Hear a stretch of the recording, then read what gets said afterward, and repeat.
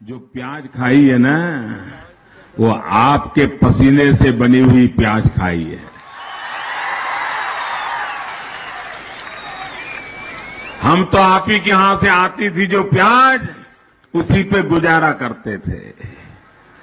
जिन किसानों ने बचपन से मुझे प्याज खिलाई है, उन किसानों का भला करने के लिए दिल्ली में बैठी हुई सरकार कब। हे 19 सालचं भाषण आहे। हे याच्यासाठीच त्यांना ऐकवलं, मी नाही, मी दुसरं लावलंय। हे 19 सालचं भाषण आहे। 5 वर्षात कांद्याची एवढे वाईट हाल केले की काल परवा त्यांच्या सभेमध्ये एक नाशिकचा तरुण उभा राहिला आणि कांद्याबाबत बोला म्हणून सांगितलं, निफाडचा।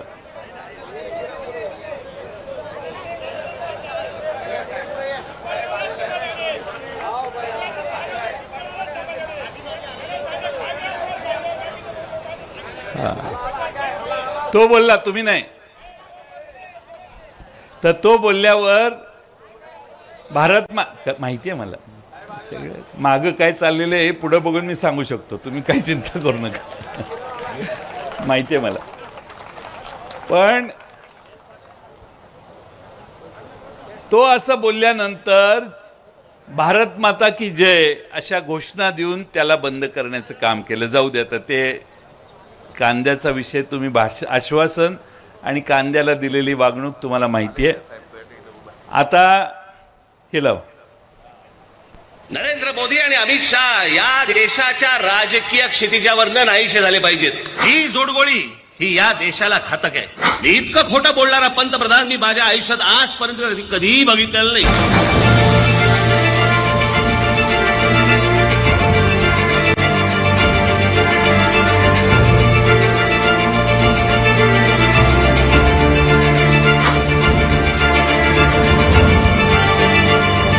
मैंने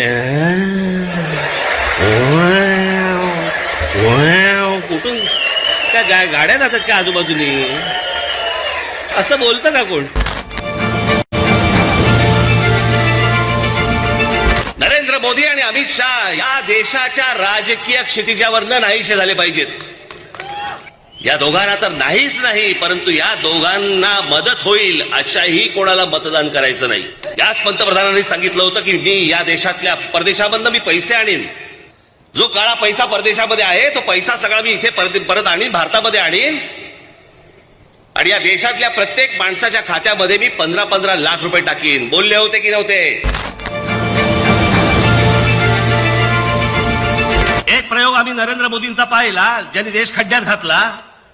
उद्या राहुल गांधी पंतप्रधान होऊ देत, आम्हाला बघू देत। उद्या जर समजा या देशाच्या नशिबामध्ये चांगली गोष्ट असेल तर त्यांच्या हातून या देशामध्ये काही चांगली गोष्ट घडू शकते।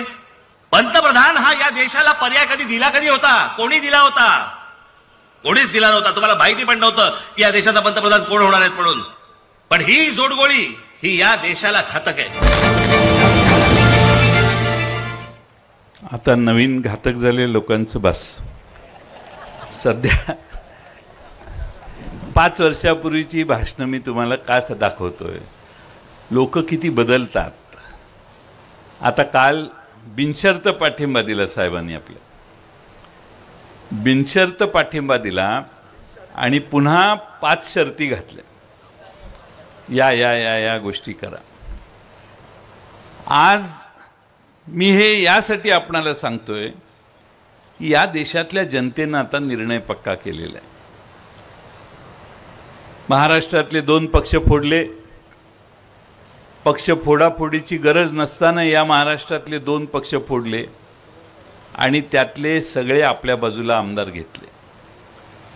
आमच्याकडे भोपाळला मनमोहन सिंग मोदी साहेबांनी 70,000 कोटीच्या घोटाळ्याचा उल्लेख केला आणि आपला राष्ट्रवादी काँग्रेस सगळा स्वच्छ करून दिला। मी मोदी साहेबांचे आभार मानतो।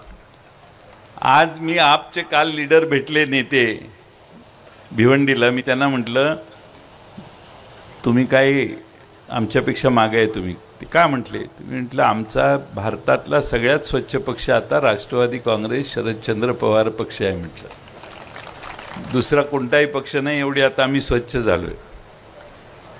त्यामुळे मोदी साहेबांचे आभार तर मानलेच पाहिजेत आणि आम्ही त्यांचे आभारही व्यक्त करतो. पण हे सगळे त्यांनी स्वीकारले आणि स्वतःची प्रतिमा जेवढी होती ती अजून खाली करून घेतली. या महाराष्ट्रात जे 2 पक्ष फोडले त्या सगळ्यांना आपल्याकडे करून घेतलं आणि महाराष्ट्रातनं आपल्याला मतदान वाढवण्याचा प्रयत्न केला. पण लेने के देने पड गए म्हणतात तशी आज भारतीय जनता पक्षाची महाराष्ट्रात अवस्था झालेली आहे. त्यांचं पॉप्युलॅरिटीचं रेटिंग आज कमी झालेलं आहे आणि ह्या 2 पक्षफोडीतून घेतलेली जी लोक आहेत त्यांचं कॉन्ट्रीब्युशन टोटल एकत्रित बेरजेत मतांच्या 2 आणि 3% पुढं नाही. त्यामुळं भारतीय जनता पक्षाने ह्या चुका केल्या महाराष्ट्रात म्हणून